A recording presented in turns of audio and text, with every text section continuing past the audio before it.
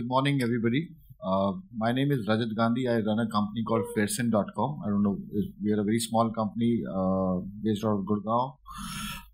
We are into peer-to-peer lending. So it's the next level of fintech, as I say, over payments and everything which comes in. So today's talk, I won't be talking much about my company and what we do, but we'll be talking about what the technologies which we use and my fellow panelists in building these the fintech, the next revolution which is coming in. There are a lot of buzzwords which are there in the market, like AI, big data, blockchain, crypto. Half of the things we think they are illegal. Somebody says it's illegal. Somebody says it's the next big thing in the world. The world is going to change. Banks are going to die. So there's one theory out there on this side. Then the other people are saying it's just a fad. Nothing is going to happen on this front. So I think that's the part which is we all debating. What is the technology is going to do for us, and where are they going to take us in terms of the services they're going to give us? How are they going to impact the customers? Because at the end of the day, we are here for our customers. All this technology, a lot of your CTOs will be talking about this is the next big thing, and they want to next big toy or something. Is it a toy? Is it a fad, or is it really going to impact the customers, our revenues? Will it really disintermediate the existing intermediaries? Whether it's the regulator, regulator themselves is an intermediary, and what is the landscape going to be? So I have my co-panelists with me, and what I'll do is I'll let everybody speak about the companies, what they do, to give a context to today's discussion. So I'll start with Saket. Welcome, Saket. Could you just tell us about your company, what you do? Thanks, Rajat. I run a cybersecurity company, so anything that you would talk about, so I'm more like a horizontal in every vertical technical disruption that you would talk about. So be it AI, ML, deep learning, blockchains, crypto, you name it. One thing which is common amongst all of them is somebody like me. So basically, I'm a team of a lot of hackers put together. So anything and everything to do with technology, we go ahead and we hack for a living. So we try and penetrate into technologies, because the common base amongst every word that we spoke of is if and else loop and the for loop, how it works. So we are basically people who go ahead and try and secure that. So that's what I do for a living. And yeah. Hi, I'm Dheeraj Relly. I head HDFC Securities. HDFC Securities is a leading stockbroking firm in India. I don't think so it requires much introduction. Through multi-channel platform, we serve our customers for their needs, financial services needs, and not only just stockbroking, we do cover all other products also, like distribution of mutual funds, bonds, and many other products. Thank you. Yeah, hi, I'm Andres Bali from Switzerland. My contribution here is the area of big data. So maybe could I quickly see the iceberg? So what we do is you can see very easily using an iceberg if it's coming up.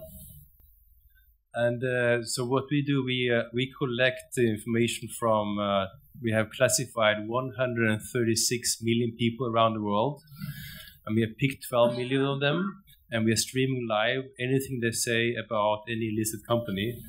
It's a little bit difficult to see here, but this is an iceberg, and what we do, we analyze all the big data under the surface, what you cannot read about in newspapers, to discover new things coming up before they come to the newspapers and to the stock market.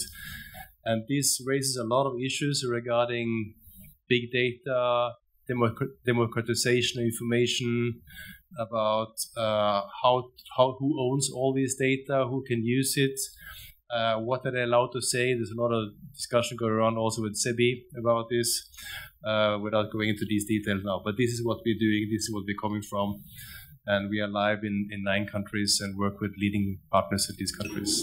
Thank you. Thanks, Andrew. I think I'll start with Dheeraj. Dheeraj, because that's the ET Markets is the panel discussion that we're working on, discussing today. So there's a whole lot of things about artificial intelligence which is being played out, especially about robo advisory, algo trading. Could you just tell us about, firstly, what is the concern with the regulators, especially with algo trading and those kind of things, robo advisory? What are the pitfalls you see in implementing these kind of technologies, especially from a company like yours?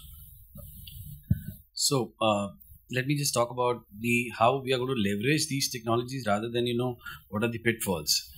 I think as an industry we are looking forward to leverage the technology very well, particularly artificial intelligence and machine learning. Why? Because in our industry time is of an essence. So if you have a time advantage, you can make more informed decisions. So to need more insights, we need to analyze multiple variables to come out with the strategies which can help our customers to optimize their portfolios. So to that extent, whatever a human being or human eye can't do, we really need more and more advanced tools to look at the data. Like Anders was just sharing with you how they are analyzing so many data points and coming out with the news which are beyond the newspapers or the regular sources.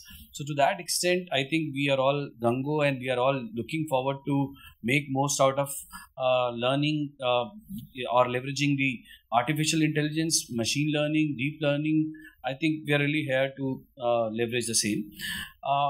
As far as regulators are concerned, I think regulators have only concerns about that there should not be an unfair advantage to a set of customers over the other customers. So whether if institutional customers or a large customers have an access to certain tools and certain technology which can help them to take a price advantage, time advantage, to that extent they want to give the level playing platform to across all investor classes. That's where they have some reservation on high frequency trading and time advantage. But having said that, I think the regulators are also open to explore the technology, and they are looking forward to how they can help their across all segments, help the investors to leverage the same. So to that extent, I think we have a fair chance to do more in this space. Robo advisory is a one concept which would going to replace the human being who is servicing the customers. This is getting tested at various levels. In India, the labor arbitrage is still not that big a concern. To that extent, the cost arbitrage on moving to technology versus the existing human beings who are servicing the customers, there are some question marks on the benefits of the same. But having said that, the robo advisors, apart from the cost arbitrage, they bring in many more things on the table. What they can do, they can help to answer the complex queries of the customers by analyzing the various data and so on an almost real-time basis, 24/7, which I don't think so any organization with a set of resources can do that effectively. And the way we are operating in various countries, including India, customers are looking at on-tap, on-demand solutions and advice, and they are looking at targeted advice, targeted strategies. So it is very, very critical that we assimilate these technologies, we understand these technologies, and put a right framework on these spaces. And I think a lot of work is on. We also have to follow our customers. If our customers are using technology, if they are on mobile applications, if they are on chats, so we got to ensure that we help them to get the services as well as execution right at across all platforms. So I think we are really excited about technology. Great. I think you gave a real good overview on what kind of technologies and what you're using right now. Coming to Saket, now all this artificial intelligence, robo advisory and everything, how hackable is artificial intelligence? Okay, I know I can't. Human intelligence cannot be. It can be hacked, or we've seen nowadays it's being hacked by social media and through fake news. But can we hack artificial intelligence? Great question, Rajat. So before we come to the point of can you hack artificial intelligence, I think I've seen a lot of flavors of what really artificial intelligence is all about. So I'll just explain my understanding of what is artificial intelligence, and then we'll come to whether that's hackable or not, right? So and before we go to understanding what is artificial intelligence, let's understand what is intelligence, and then we'll understand what is artificial about it. So in a very simple way, if I'm sitting here and I see Rajat here, now I know Rajat for a while now, and I know how you look like. Now, the moment I see your face in front of me, my brain tells me with the database that it has that this face belongs to a person called Rajat, and I will automatically tell, oh, hey Rajat, how are you? Right? If I want to know how you are. Now, that is the standard definition of intelligence, that when you come across a situation, your mind runs an if or else loop depending on the past experiences that you've had, and based on which you come to certain conclusions. That's fundamentally what intelligence is all about. Why do I say fundamentally? Not exactly, because there is a very, very large aspect of intuition or the things that you do for the first time. It doesn't always need to be something which you've done in the past. And that is also a component of intelligence which is by no means captured in artificial intelligence or deep learning. In fact, that's one very, very standard debate in terms of whether artificial intelligence is really artificial intelligence or basically just big data analysis of analyzing the past data and trends and then coming out with the same output that has been seen in the past. But coming and assuming that for now, for simplification's sake, intelligence is purely about knowing certain trends in the past and learning from that and then coming an output for that. Now, artificial intelligence in a very, very simple way, the most simplified form of an artificial intelligence program that, and by the way, artificial intelligence is nothing new in terms of it's been there for the last 30-40 years. It's just that the processing speed and the data storage powers which have exponentially gone up thanks to the Moore's law, and that's the main reason why for the last 3 years it's become so exciting, because you can compute so much in so little space and you can store so much data. So coming back now, what is artificial about the intelligence that we are talking about? If you create the most simplest form of artificial intelligence is if you have a library of if and else loop. So if you leave a robot in this room and you create an if and else statement saying if you encounter a chair, move right. If you encounter a human being, move left. If you encounter a wall, move left. And you define a success parameter, right? If you come to the screen, then success. So if you leave a robot and by default it needs to take a step forward, so it will eventually go here and there and eventually reach the screen. That's the if and else loop which is there. But that loop can be very, very long if you talk about a very complex environment or a room which is there. Now, that is where machine learning comes into the picture, where you actually go ahead and see that the last 1,000 robots which were left in this room, every time that they've come across a human being, have they taken a left or have they taken a right? And based on what majority of them were doing, you ask the program to learn from that and automatically take decisions. So again, intelligence is all about decision making. So that's what machine learning is all about. One practical implementation is self-driving cars, where you actually learn how drivers react every time they see a 30-degree turn or a 40-degree turn. What is the degree of change in steering, the speed, etc., that goes in. And once you learn that, you can actually get all that data in the same place and then make that self-driving car be far more efficient than what a normal driver can be. So that's machine learning. Now coming to the question of whether that's hackable or not. If you really think of it, the premise on which we are making decisions is based on the data that is actually going in. So there are multiple levels at which the things can be hacked. Big data analysis or machine learning, I think they're very close to each other. One example which I would like to give all of you, and this was pretty surprising when I also read about it. Target, as you know, is the second largest retail brand in the US. There's a father who got an email, and because he was monitoring the email of his daughter, who was only 16 years of age, from Target, and Target said, "Congratulations, pregnancy is a wonderful feeling, and we congratulate you for that. And by the way, now that you are 4 months pregnant, you would want to have ABCDEFGH things." The father, when he saw the mail, he was furious because his daughter was just 16 years of age.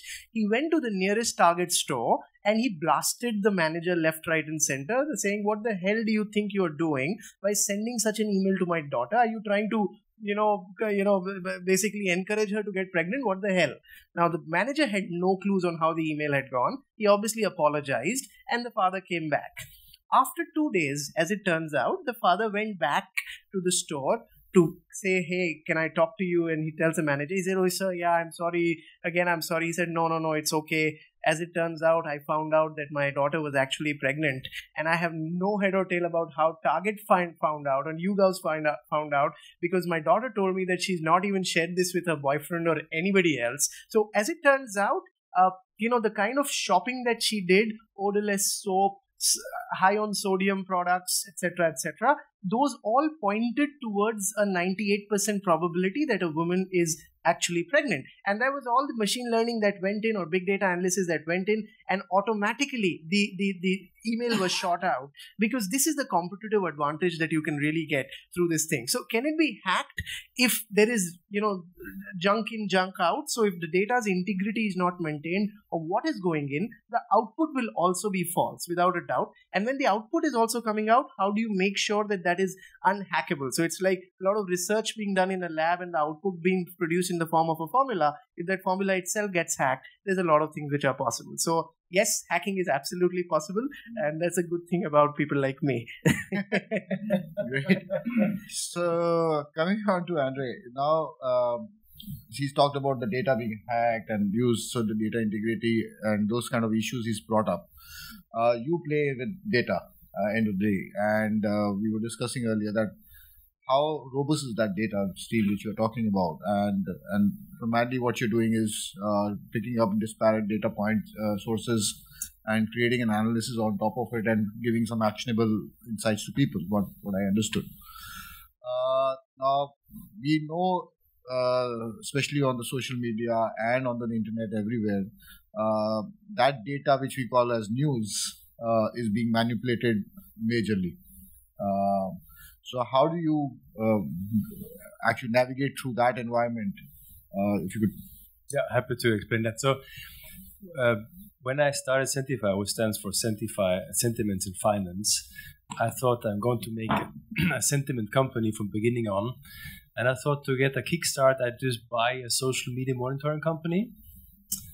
And then I almost did, but in the due diligence, I found out that it's not going to work because I don't know the sources. And then I started to analyze, and actually nobody knows the sources of this big data. So I looked at many social monitoring companies. I looked into Watson, to all kinds of big data providers. Not even Bloomberg, Reuters. They don't know the sources behind all these data they are doing. So what they do, they're using a vacuum cleaner, and they're getting in billions of data, and they scramble through the algorithms and hope something good is coming up.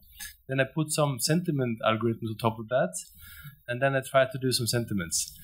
That's not working, and that's why there is no successful sentiment company in the world as of today, being globally active, because they can have an algorithm working for 4 or 5 months, and then they start not working anymore, and then it fails. A lot of hedge funds actually failed because of that, because they were setting on these sentiments.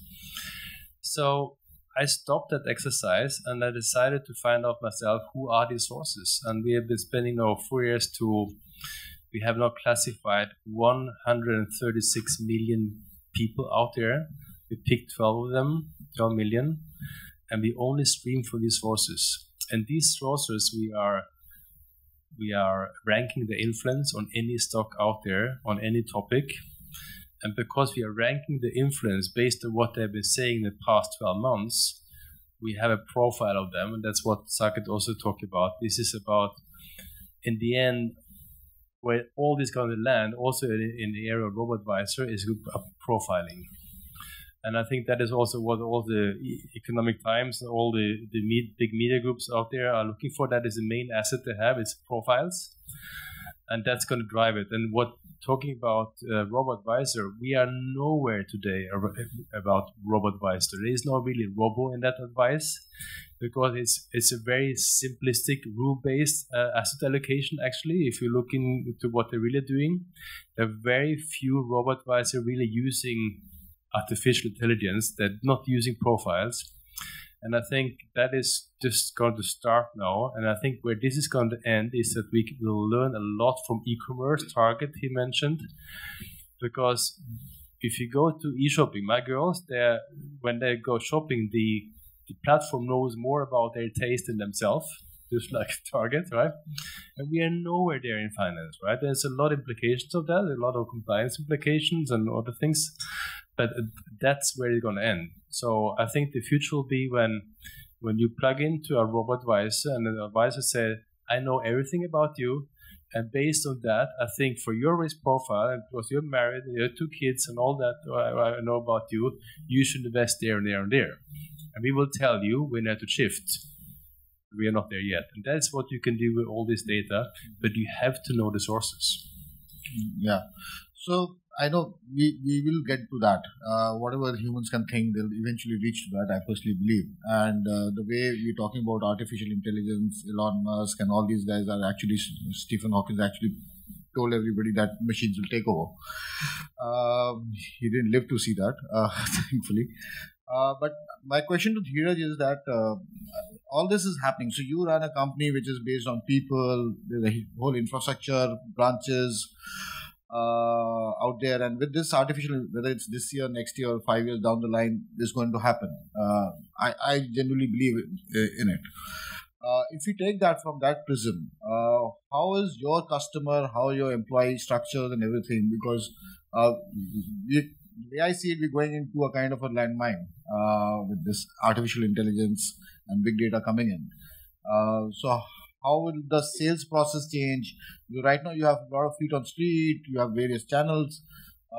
So that's something which we are seeing, we're looking at in the near future. It's not some 30 years away.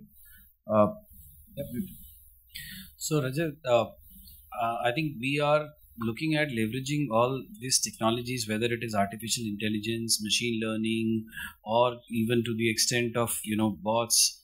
We are looking at in almost all the areas. It's not just about the onboarding the customer when we acquire the customer. Right, as you rightly pointed out, today we have a feet on street. There is a model customer. They resources visit the customer. They take the wet signature from the customer. The documents are scanned or sent into the some operations for processing.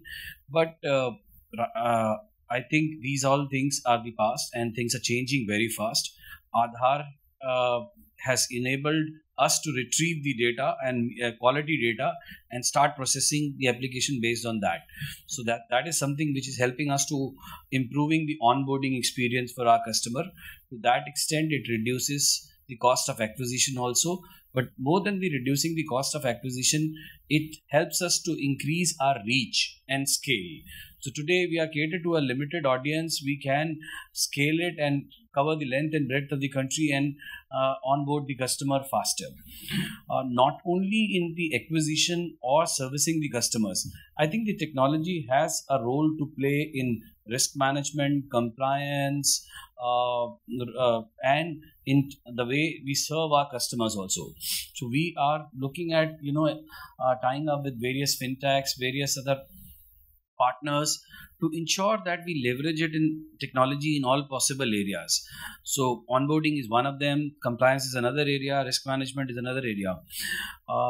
What Anders was saying is that absolutely delight for us if we can know more about our customers and give them more personalized and contextual solutions, because at this stage, at the end of the day, our customers are expecting us to help them to optimize their portfolios. They come to us with this objective only.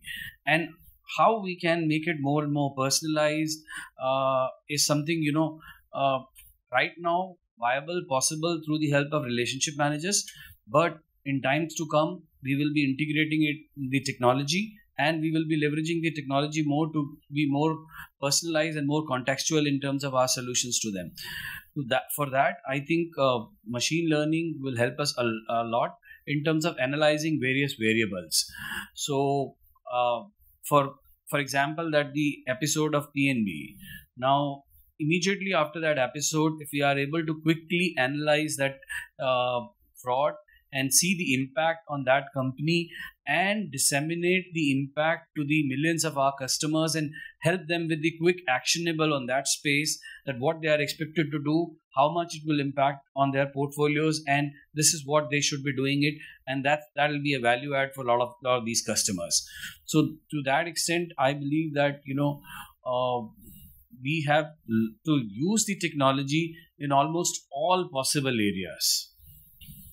Yeah, so I think the way I see it is that what you're saying is primarily that this technology is going to disrupt the way you're going to do business going forward. And you did mention the A word called Aadhaar, which is all over the place, and we are debating about it. So what I see is that India is doing is creating a huge infrastructure, or rather super highway kind of infrastructure, wherein which is setting us up for profiling customers or people. Okay, and of course there's a fear of the super cop coming in. From that perspective, Saket, I'll ask you, and as you, what are the implications for us? So one is the aspect of the financial market. We are all happy to know whether your daughter is getting pregnant or not before she knows it. But the reality is, should Modi know about it? So I think just a kind of a joke. So that's my question is, what does have its implications? This kind of data, where is it taking us? Maybe you could start with it. Sure. So I think the challenge will be that banking in the future, I think, will be either you are a technology platform or you are a customer-facing company. I don't think it's going to be what you have today, a bank doing both. It's not going to be space for that. So the biggest bank will be technology platform, probably sitting in Silicon Valley. And then you have the customer facing, which is going to be a mix of e-commerce, finance, and everything, because it's not going to be leveraged enough to do it only for banking. And that means that they're going to possess data which a bank today do not have about all the people out there. And that's a huge challenge. And I think actually the company before Sebi I was building was an IT security company. So I've been monitoring this for a long time. And the problem is that people are giving price to security because of convenience. And that's why they're giving price of a lot of information.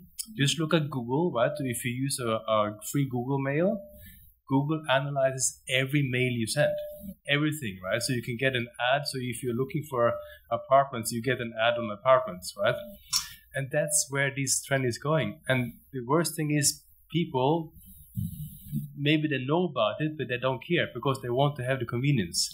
And that's going to be, I think, the major problem in finance, where you have all the compliance, how to deal with these two words coming together. Coming back to what Rajat was saying, that, you see, we're basically saying that, look, there's a bullseye that is being, painted on our Aadhaar system, because that's one common link between anything and everything that we're trying to do, because I'm sure most of us are hounded by our service providers to go ahead and link the Aadhaar. Now, again, I'm a geek out here. So I'm the geek. I'll always break down, so before we go there, let's understand what really Aadhaar is. And unfortunately, I believe 99% of the people have no head or tail about what really Aadhaar or UIDAI is doing. Very quickly, let's understand this.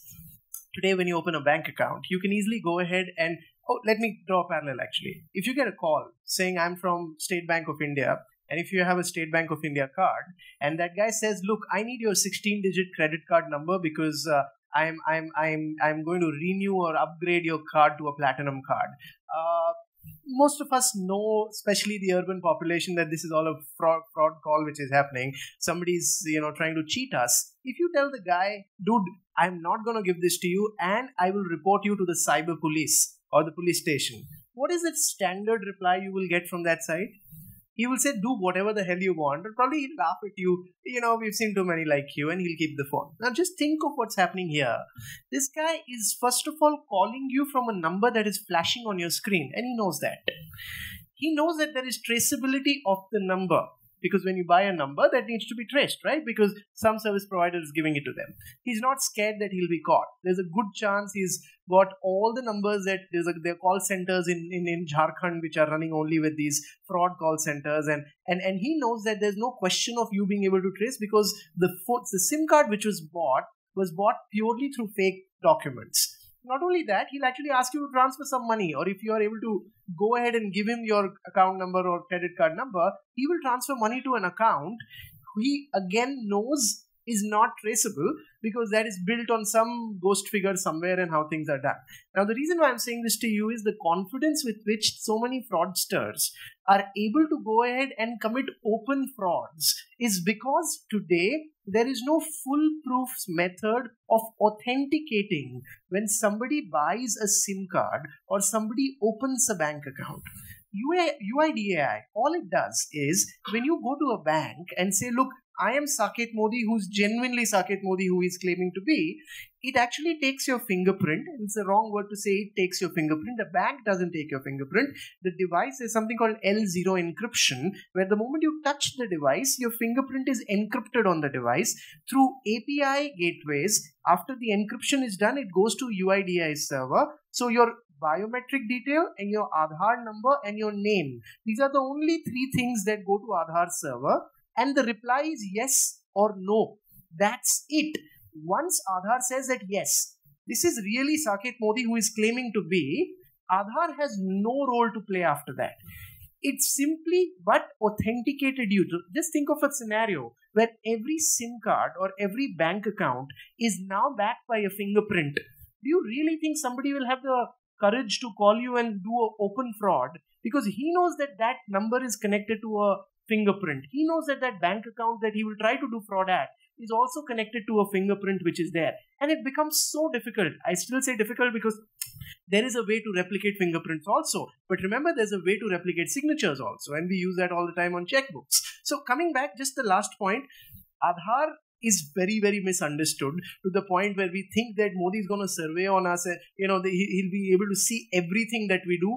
For the record, he can still see anything that we do. Because let's be very real about it, with or without Aadhaar, if the state wants to hear your conversations, if the state wants to know your transaction history and see your bank account balance, it can do that absolutely without any problem. Aadhaar or no Aadhaar doesn't create any difference. UIDAI, the only thing it's enabling is automatic authentication, that too through an API. And why is API so strong? Because that's the reason why, there are thousands of service providers, including the HDFCs and the Geos and the, any telco or any bank, being able to go ahead and authenticate things. So I don't think it's going to make somebody, become more. I have a different point on that, just to add to the debate is, yes, the state can go and see every data of mine, but they had to go through a process, go to a magistrate, ask for those paper trails, and for them to do at a scale, Sure. Both for the fraudster, actually it makes the life of the fraudster much more easier. With this so much data, centralized data being lying out there, of course, the thieves were always there. They could come and break into my house and steal, say, 20,000 rupees. But now the same thief can actually break into 20,000 houses or 2 million houses in one go. Okay. Great point. Having said that, my next point I'll add to the thing is that all this whole infrastructure which is getting created, and there's a new technology which we have not even touched about, is the blockchain. Okay. How do we? So, why not put all this out there? Right? Why should there should be one centralized ledger? Can we have a public ledger? Is that the way forward? And where is the data going out? So, can we take away the controls from the state or centralized authorities like Google, Facebook? Actually, in my mind, Google and Facebook are a bigger threat to humanity than Aadhaar, frankly speaking. The way they control what we see, what we read today, even ET is dependent on Facebook and Google for all practical purpose. That's how they are getting distributed, especially in a country like India. And with blockchain coming in, are we going to see new intermediaries coming in? The role of existing intermediaries like banks, regulators, even your land record guys, they'll be redundant. You don't need them. For all practical purpose. You don't need your magistrate to Then contracting. So we like our company is we going on to a blockchain kind of a setup, wherein we are starting with smart contracting right now. We are a peer-to-peer lending company where a contract gets signed between the lender and the borrower. So we are exploring that. We are exploring on can we put the whole data of the borrower, his risk rating and everything onto the blockchain and have a continuous way of adding to his profile, his repayment records and everything. As a company, we are saying that can we disrupt ourselves and put all this in the public ledger kind of scenario, so that whether it's somebody sitting in my company or outside the company is not doing that. So any one of you can talk about that blockchain. I mean, in fact, in the evening, I'm supposed to moderate a dedicated panel on blockchain. So, of course, we'll do a lot of talking there about blockchain. Before that, I need to make this point because, this is again common misunderstanding. What you started from the point, Rajat, that Saket, there was so much distributed data, but because of Aadhaar, you're putting all the data at the same place, because of which you now have one target that can be hacked. Now, the misconception there is that once you get authenticated using Aadhaar for a bank, your bank's data by no means go to UIDAI. So UIDAI, all it stores is your name, your your gender, your address, your phone number. The thing is that you're just talking about Aadhaar. Mm-hmm. Now the India stack which is being built up, the Jam Trinity and the other thing. Sure. Out there the linkages are being made. So it would be very naive to think that that's just an authentication model. Okay, but there's a whole infrastructure which is being built on top of it. And that's where technology plays a role, because the authentication mechanism is all that Aadhaar is all about. Anything built on top of that is basically you have to follow the policies of Aadhaar to be able to integrate with that, which includes not being able to store the fingerprint, which includes encrypting the fingerprint at the source and at the same time. But again, I know this is not an Aadhaar debate. Let's not get there. The second point which you mentioned about blockchain and, around Facebook and Google being a threat, there was a very viral video. I hope most of you have seen it. There was a Wired journalist who did this thing that even after you put your cell phone on the airplane mode, he walked around Berlin for like a day and he came back. Every single location, and by the way, the phone is off, like on the airplane mode. So when it's on, everything's happening in real time. Every single location when you're going to, including the ones when your GPS is also switched off, your location, the degree of accuracy of when you step down from a car, because there's an accelerometer, there's a gyroscope, there is a proximity sensor. These are the three main sensors that all your smartphones have. So these sensors actually go ahead and take the data of the altitude which is changing, the speed at which it's moving, etc., which actually predict with a very high probability, this man just stepped out of the car. He spent 30 minutes at the coffee shop, and it's actually listening to you with the microphone, where it says this is the kind of coffee you like, this is the kind of newspapers you read, this is the kind of words you speak. Once you do that, the profiling becomes very, very large, and that's what we were talking about in the beginning. So I think the sentiment analysis, the champions of that has become the Facebooks and the Googles of the world, because if you see the degree at which, because they know Google Chrome, they know YouTube, they know of course, Google by itself, they know Gmail. At the same time, Facebook knows WhatsApp, it knows Facebook itself, it knows Instagram. So there are all ways to actually go ahead and profile people. And yeah, it's a scary world out there, but that's the fun part if you're able to leverage that thing and get things done. Yeah.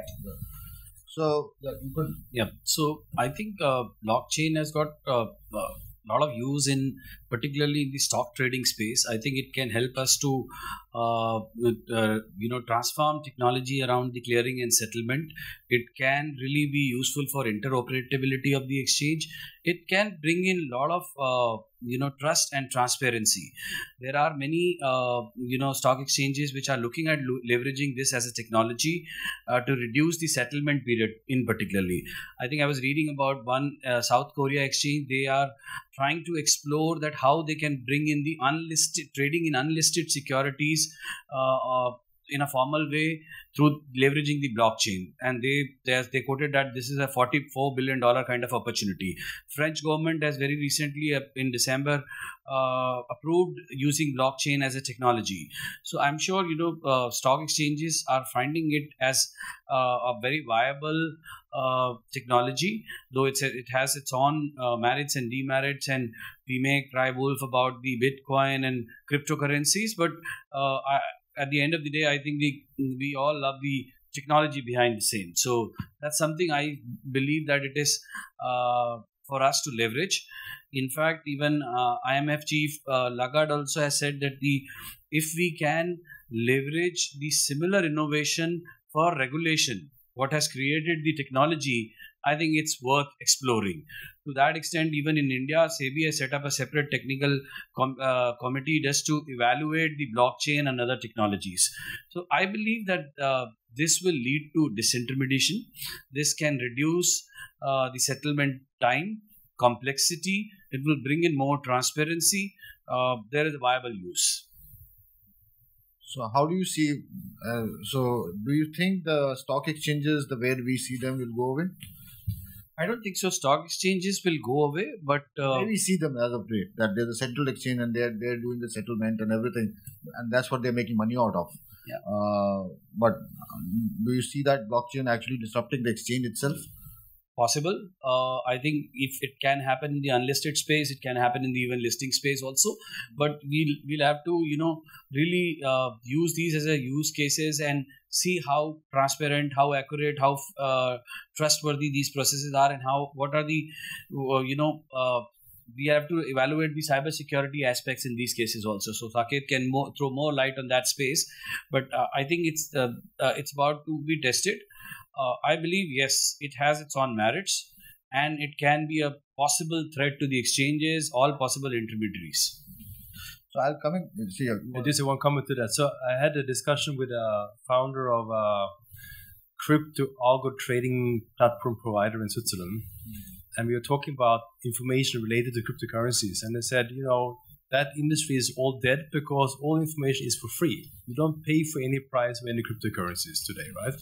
So now you can think, what's going to happen when all the stocks are coming into the same platform? It's going to be a fundamental change to the whole $27 billion financial information industry. So it's going to be exciting to see. And I think blockchain have profited a lot from the cryptocurrencies. Whether cryptocurrencies, we will talk about later, I think today, will survive or not, and all this hype, but I think what will remain will be the blockchain, and that I think is going to help to develop the new type of financial companies which the world have not seen before. Yeah. So I also personally believe that the whole financial system is up for disruption. I have a quick last question for you, Andres. Is that you do a lot of these things. So typically we say when you're investing, you should remove sentiment from the whole thing. Whatever kind of sentiments, emotions and all that. Whereas you bringing it back. Okay. We also run that similar kind of company, which is peer-to-peer lending. We try so people on our platform actually lend money basis whether it's, that person is a woman or so one lender comes and says, give me only banias, to that level. Okay, so now I'm talking about retail markets. I will lend only money to bania on listed, so it's a caste in India. Okay, and somebody has some other thing that the people from south they want to lend out money to. These things were there unsaid in the banking circles, but we are seeing out how these sentiments coming in. The way we are going about is we're removing personal data, removing these sentiment issues. There was a woman who had a cancer. She was wanting a loan, and everybody started giving her loan at a low rate of interest. Okay, so we wanted to remove all those kind of things. Whereas what you are doing is bringing back that emotional connect. End of the day, what you're capturing is how good or bad is it from a decisioning point of view and from a investing point of view. Well, I think we had to go back to the roots of financial markets, and that is information, right? So if you don't have information, there is no price. And you only deal with finance because you know something you think not everyone knows. That's the starting point. And that will not change. So what we are doing with the iceberg I explained before, we are simply trying to make the financial market behavior more transparent. And there's not only sentiments, it's also about what are people talking about. I don't know, talking about Ethereum or Bitcoin or what kind of cryptocurrency are they talking about? Because 90% of the people in finance, they are heard and they're following the rest, right? Just look at the IPO of Alibaba. How many do you think have ever studied the prospectus there? maybe 2% of all investors. They are heard. They're investing because they have a trusted line, and that trusted line, they will always be there. It's just it has moved from face to face to be social media. So the trusted line of all of us here is on LinkedIn or different media we have. WhatsApp. And WhatsApp, well, I don't know how trusted that is. I don't know because it's not so transparent. But that will all remain. So we are not changing anything. We're just making it more transparent. Amplifying it. We're amplifying it and making this financial market behavior more transparent, which has always been there. Great. You mentioned about Alibaba and Alipay, and how people are trusting it based on information. And this is very funny because as a young startup, one of the things that you look up to, and Alibaba is that classic example where it has been the most successful investment ever made by a human in the history of mankind. That is by Masayoshi Son into Jack Ma when he was starting Alibaba. And when he started Alibaba, he didn't have any business plan. He didn't have any employees. He didn't have basically anything. So there was no data at all. It was really the sentiment and the spur of the moment where Masa would look at a young Jack Ma and the energy he has and say, "Okay, I'll write you a $20 million check." Let's not confuse lottery with the investing. He's built a $450 billion company from Whatever. that. You can't call that a lottery. Let him repeat it. Okay. We'll open up the whole discussion to everybody for questions and everything. Everybody's. So if you have a question, we'll happily invite now. You can just introduce yourself and to whom that question is directed. Yeah, so I'm Harlaksh and entrepreneur and across a few sectors. And the question to all of you also, how are you guys preparing for competing with companies like Amazon? So Amazon recently put out a job requirement for somebody who would head their mortgage department, or this is like last year or like 2 days back, which means that they're looking at. So they basically looked at Quicken Loans. The Quicken Loans is number one mortgage provider in the US, technology company, which has replaced Wells Fargo at this point of time. So how are you guys competing? So for example, from a sentiment company point of view, Amazon has better data on all the sentiment that you're talking about. From a SGFC point of view, they've got all the leverage possible going in. And from a security point of view, all the talent possible or the infra possible. So like, how are you guys looking at Facebook entering finance, Google entering finance, Amazon entering space? Yeah. I'll try and answer and maybe you can. Look, end of the day, yes, person who controls data is the new oil, as they say. But we have seen that the people who control oil in the real world are nowhere in terms of technology, and they don't make the best cars. Okay. That's the reality. So you need to make the cars which will consume that oil. And that's where the company like ours come in. So yes, Amazon can do everything and anything, whether it's sentiment and everything. But what do you do with that data? And second big thing is customer onboarding. Who owns the customer? The thing is that customer ownership. Why is it that one shop, there are two shops next door, two restaurants next door? Why do people go to one restaurant? Okay, they may be making the same food, same everything, kind of thing. It's about the whole customer experience which is there. Now, I'm just going to put something there. So 67% of all the US population is a Amazon Prime customer, right? So their onboarding is on point. Like if you look at Zomato at this point of time, they've just come up with a subscription model. They're going into Dubai, going with the same subscription model they've come out with in India. So how do you look at that? I mean, so the point is, my data, me as Amazon, I'm very good at selling blue socks. Okay. It doesn't mean I'm very good at selling him mutual funds. No, but that's what you think, because they're selling like all sorts of things to the same customer. It's early days. For financial services, it's a different ball game. But plus there are regulatory issues out there. I think it's not as easy as adding with blue socks a shoe, adding on. It's not that you're selling, adding him, pushing him a shoe along with when he's buying socks. It is a different mindset. It's a different environment. It's a different decision point. Influences are different in that. So it's a separate line of business. Of course, Amazon can choose to start a new line of business. And the success will be driven by different parameters than just being ownership of the data. The way I see it, with data moving more and more democratized, more and more companies will have the same access to what the Amazon sells its cookies also, right? Or half of the data is available in US of Amazon. And we're getting into an environment which is talking about consent architecture, where I can actually, me as a user, can send you data. Okay. So can I start pulling data of me as a service provider and compete with Amazon? So I think it's the jury is still out there. It's not that easy that they'll walk in just because they have the money. And Amazon knows about it. They all understand this aspect. That's my understanding. Existing players will be an issue. Will have an issue, but on the overall, the battle has to still be won by them. I think just quickly, the nimble players would also leverage the data. If Amazon and the Facebooks have data, so do we have the data.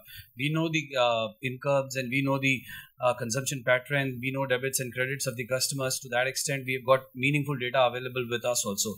So with predictive, prescriptive analytics, we can also do more with the customers, and that's where, if you look at it, those players who are really adopting the technology fast will be able to, I think, survive and thrive and compete with these players as well. Yeah, hi, I'm Sumit. My question is to Dheeraj. Is basically with the market ecosystem being changed because of the adoption of blockchain globally, a lot of exchanges are going with the blockchain route to record the transactions and trying their pilots. How do you see the business model per se from the perspective of NSDL, CDSL, those who basically do only recording kind of a stuff business? So how do you see this business model changing going forward, maybe for depositories and other players in the market, those from financial services space? Yeah. So Saket just warned me, whatever I will say can be not hacked, can be a headline, so I have to be really, really careful about it. But any lawyers here? I think it's too early for us to write off all intermediaries. I think it's too early to write off exchanges and their depositories, their role. But having said that, technology will have its own play, and I do believe that unless until these existing incumbent players walk the path of value add, they will be at threat. And how they will add value to their customers, how they stay relevant for in the industry is something, it's there for their CEOs and management and boards to really brainstorm.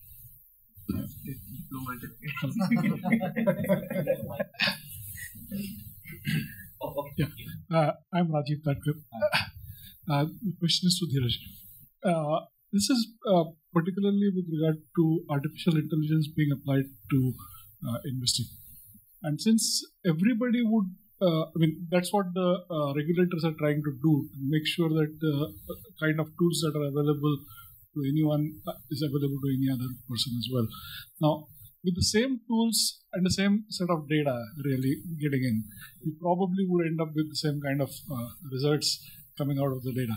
Now, how does that really impact markets going down the line? Yeah, so if you look at financial services space, it's already more or less commoditized.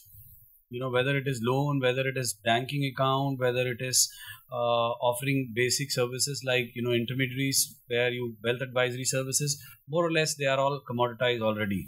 So it is up to the organizations to look at how they add value, how they be more relevant for their customers. So not all players would be able to leverage the artificial intelligence. Not all players would be able to understand and profile their customer better.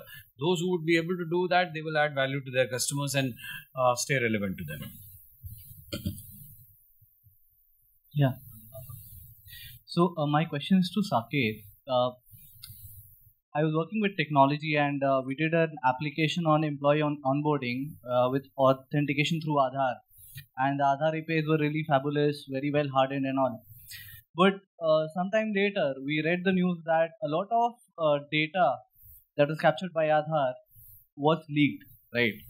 Now, this as a news perturbs me from a technological perspective, that how secure is the authentication that I'm doing. So what is your say on that? Sure. So, thanks. Let's understand how authentication works. Gmail, when you go, you need to give two things. One is your username, the other is your password. If you only give your username, will you be able to log in? No. If you only give your password, will you be able to log in? No. At the same time, you require these two parameters to be able to go ahead, authenticate from the database, and then come back. Something very interesting for all of you to look at. I'm sure you've read hundreds of reports of Aadhaar being hacked or Aadhaar data being hacked, and how potential threat of that is that to the nation, to the national security, to the frauds which can be committed, etc., etc. Have you ever read a report which says because 10 million Aadhaar numbers were hacked, this is 1,000 crore rupee fraud which has happened, and this is where something went wrong? You will never hear that. Why? Because the very obvious way by which authentication through Aadhaar needs to happen is, one, you need the Aadhaar number, which is fairly publicly available. I'm not disputing that, because there are multiple APIs through which the integrations have happened, and on their side, the websites and the databases has been hacked. But the second thing, which is the most important thing, which is your biometric, till date, Aadhaar biometric database has never ever been breached. So when the biometric database has never been breached, and it's only the Aadhaar number using which nobody can do anything. It's like saying, Gmail's all the usernames are out.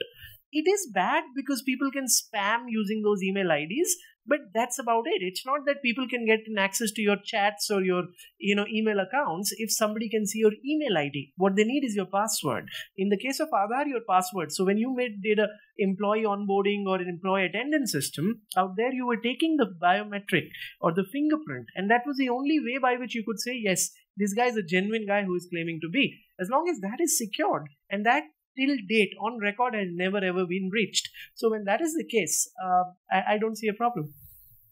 Yeah. Hello. I have one more question to Anders. It's sentiment analysis for OTC products. So how is Sentify looking for OTC products in terms of sentiment analysis? Because a major portion of the fund is actually in the money markets. Yeah, so we are not into OTC yet. So the reason being is simply not enough information. And that's also why we didn't provide sentiments until now, because it has not been enough information. Last question.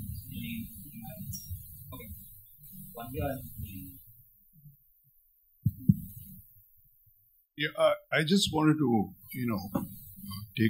continue the thing from what that gentleman who's no longer there about disintermediation, right? Now, I think this is a myth that blockchains can usher in an era of total disintermediation. It can never happen, right? Because we tend to look at blockchains without differentiating between permissioned blockchains and permissionless blockchains. Bitcoins that are based on blockchains essentially are using permissionless blockchains, and that's why the number of transactions that blockchain of Bitcoins can do is around 10 per second. Now, why only 10 transactions can take place in a second is because it uses consensus protocol.